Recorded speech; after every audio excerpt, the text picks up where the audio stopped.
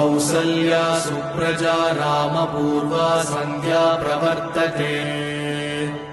उत्तिष्ठ नरशार्दूल कर्तव्यं दैवमात्मिकम्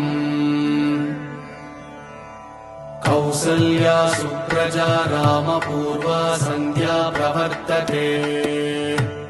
उत्तिष्ठ नरशार्दूल कर्तव्यं दैवमात्मिकम्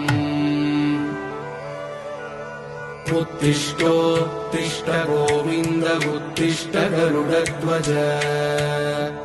उत्तिष्ठ कमलाकान्त